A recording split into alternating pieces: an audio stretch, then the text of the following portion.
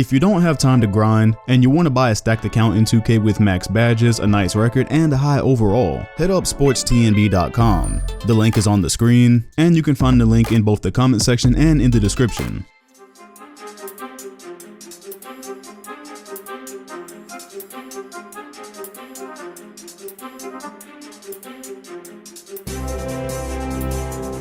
Missed layups, fumbles, and 2K's priorities jumbled. These were the ingredients chosen to create the perfect disaster that was NBA 2K18. This installment of 2K was part 2 of this 4-part nightmare we've been experiencing ever since NBA 2K16 went dark, and thankfully, I haven't seen much nostalgia causing people to forget that yet. This was the year that 2K decided to take some of their biggest risks, opting to add what were supposed to be generation-defining features, and one of the most nonsensical storylines known to gaming mankind. So where did it place on the 2K totem pole when things were all said and done? That's what we're aiming to figure out in this series, where we rank each 2K based on its presentation, gameplay, graphics, and features. Hey, guess what? No intro. No intro ever again as far as we know. Not in this game, not in any future releases for the remainder of this console generation. The PlayStation 5 starting sequence better be fire. However, as far as the look of the menus and whatnot, I can't complain given the barren wasteland that was NBA 2K17. They at least put some art into this one. Nothing that anybody would consider special, but at least they tried this time. I also enjoyed the presentation of the pre-game show better than I did for 17. Just some slight design changes, but it didn't take much to be better than the previous iteration. NBA Today also had a nice design, neatly presenting all of the scores and info from the previous night, which I was actually able to observe because the servers are still up for a few more days. That'll become important later.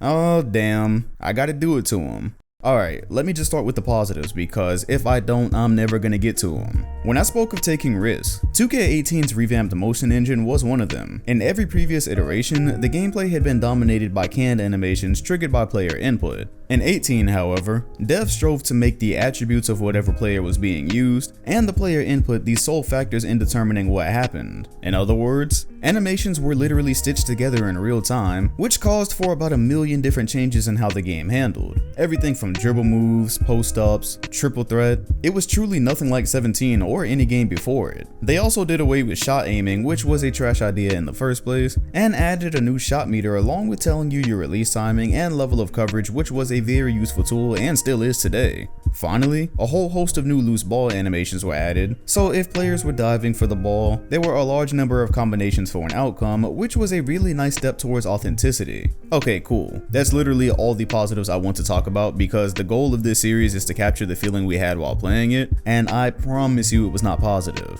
Blow-bys. Good lord. To be bad at NBA 2K18, you basically had to suck at video games in general. This was a feature of gameplay that made skill feel useless. As long as the offensive player could trigger that blow-by animation, your defense was due to collapse, or you were due to give up an open bucket. It was literally one of the two. The player would literally drop his shoulder as the other guy slid right out of his way, and you could trigger this with almost any guard. Snatchbacks. Everywhere, bro. Online, the park. This same generic ass move was being spammed non-stop to create space between the ball handler and defender, and it resulted in a wide open jumper or broken defense. No clue how this animation passed testing given how easy it was to exploit, but then again I feel like that's about the 100th time I said that in this series. Missed layups. NBA 2K18 was infamous for the large amount of missed layups that seemingly had no explanation, which completely throws me off because if you read the dev diary, they stressed that defenders would have to be smart and that they wouldn't be rewarded for making the wrong moves. Only, I kept the receipts and there was no such thing as a wrong move for a paint defender in this game. If they were simply in the general vicinity of your player, good luck getting a simple finger roll to land. The fact that I played online games 2 years ago that I can recall specific examples from off the top of my head. Why? Oh, but wait, I nearly forgot the most important part. For whatever reason on God's green earth, that year, layup timing was indicated by a small rumble inside your controller. When the controller rumbled, that's when you were to let go to time your layup. Every now and then, a layup meter would actually appear for whatever reason, completely throwing you off when it did because you had no clue when to expect it. Who came up with any of this? Oh, and we didn't forget the fumbles. If you passed the ball to a teammate, and that teammate had a defender anywhere in sight, he immediately lost all confidence in himself as an athlete, juggling the ball around like he was in a fucking circus. Inexplicable. These 4 factors made it nearly impossible to truly enjoy any type of online competition because you were competing against an opposing player and the gameplay itself. This absolutely has to take the cake as the most rage-inducing 2K on this console generation. So while I do give them credit for things they did change within the gameplay, I would argue some of the changes were so drastic that they had the unintended effect of creating some of these issues, and they were way too big for a lot of people to just gloss over. That much was proven when 2K sent out a survey that year asking why people had stopped playing the game. The graphics, however, bravo 2K. One of my bigger complaints with NBA 2K17 was how duck-ass ugly it was. The player bodies made no sense, they all looked the same, and a lot of the aspects of the game in general just looked poor compared to previous years. Well, they listened, so much so that they claim to have rebuilt every player face, which I'm not sure how true that is, but the bodies certainly looked far better and more distinguished than 17. They also had a big gear overhaul, which gave everything far more detail. It's not the best looking 2K, but they certainly righted their wrongs from the previous year. Don't go in that door. Yo, man, why do I watch scary movies by myself? B, guess what? You met Kobe. Not even close. You made the NBA? Yes, no, maybe. Yeah, hold on. You an official? How'd the Andersons get tickets NBA player? I'm the product of what happens when you post something cursed as fuck! Call me Delito! Delete this shit! Now! Alright, and that's all that needs to be said about Be Fresh. Seriously, if I waste any more time here, it's just gonna piss me off.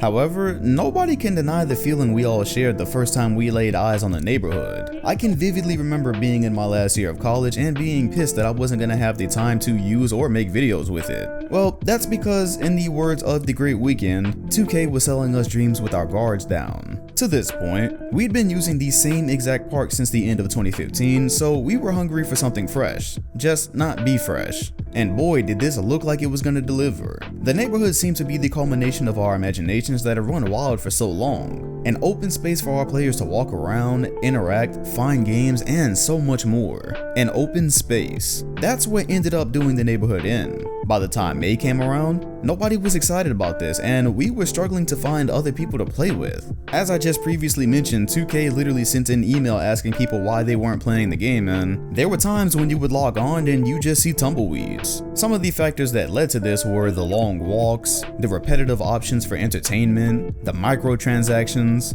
Simply put, the neighborhood seemed to be more of a gimmick and not the Grand Theft Auto crossover we'd all imagined. Take for instance when the game first came out. They were charging us up to 1,500 VC for haircuts. 1,500. Yeah, sure, our expectations were low for their business practices, but holy shit. That was so low in fact, 2K cut their prices to 100 VC after massive fan outrage. At least they listened, I guess. Look, I'd been dreaming of a mode like the neighborhood for years before its inception. Based off of NBA Live 2005's NBA store, I campaigned for RMI players to have something similar so we could physically see gear and whatnot. However, the reality was just that those features weren't going to be as captivating in 2017 as they were in 2005. If anything, going to the NBA store and trying on clothes, it really just felt time consuming. Same thing with the workouts at the training facility and just walking back and forth to the same places. The fact that this mode was largely kept the same for most of the year didn't help either. How long was trivia and basketball on mini hoops really gonna be fun?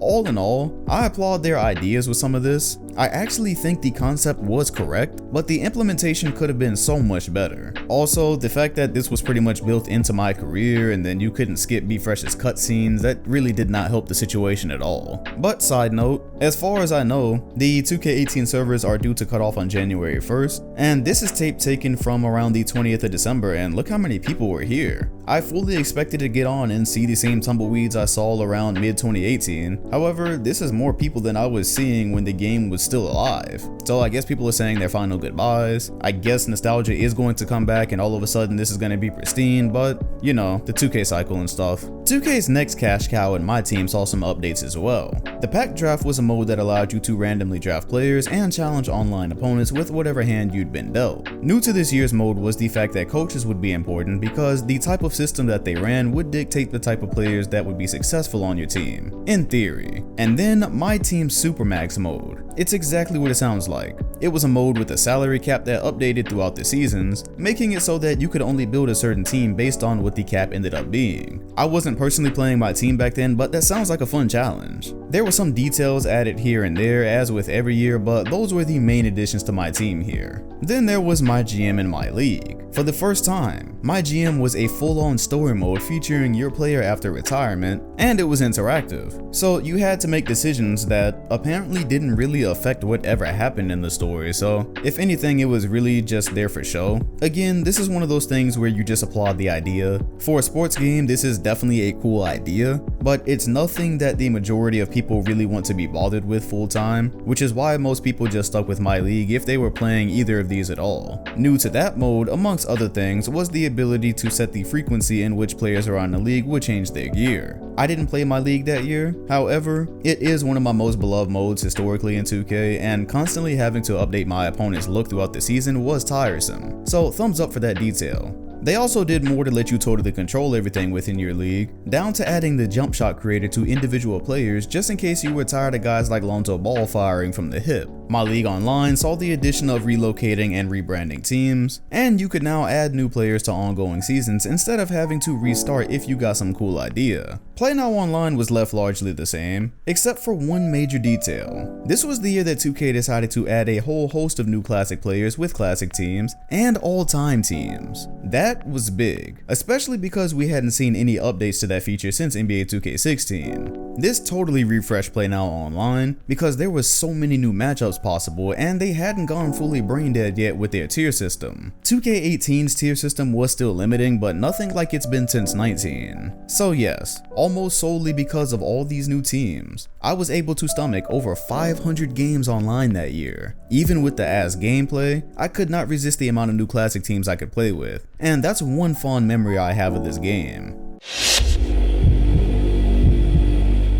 I've covered everything necessary to assess a score here. Presentation gets a 7. It's not on the level of games like 2K7 or 16 where the presentation was just flat out gorgeous and memorable, but it also wasn't so bad that it would just put me to sleep the way 2K17 did. At least some level of thought went into it, so that's a fair score. Gameplay, however, was a fucking abomination.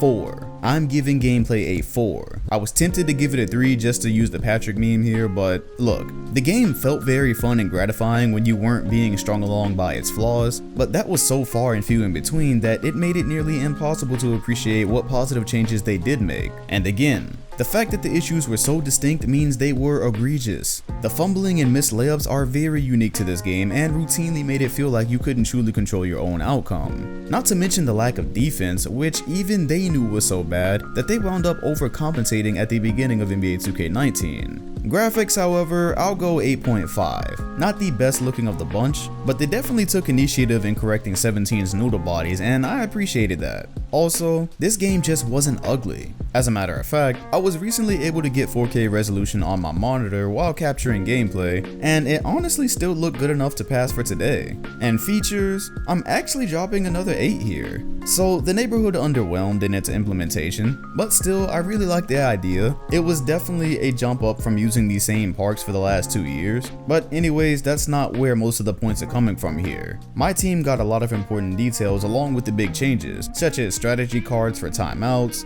all-time domination, and schedule challenges for all 30 teams during the season. My GM in my league also saw plenty of structural tweaks, even if you weren't a fan of the story mode, and then the addition of the teams. The large haul of classic teams combined with the introduction of all-time teams for each franchise was enormous. It even still has effects today with what modders have been able to do with rosters we don't have, because of the players and team slots that were added here. Nonetheless, that leaves us with the very appropriate score of 6.9. This was a game that was almost entirely held back by its gameplay, hence the perfect disaster. Because with all the other additions, it had the tools to be the greatest installment on this console generation. Hell, maybe even of all time if they had chosen to leverage the classic players and classic teams in some type of mode like we had in NBA 2K11. Also in 12. This total score also places it very appropriately. I do not think highly of these games that have dropped since NBA 2K16, so it's right down here with 2K17. Which, by the way, if you were still questioning why I was going so hard on these installments after watching that review, I literally didn't even know, so I didn't get to mention it during the last video, but in NBA 2K17, they dropped all-time college rosters as DLC. 10 all-time college rosters at $2 a piece.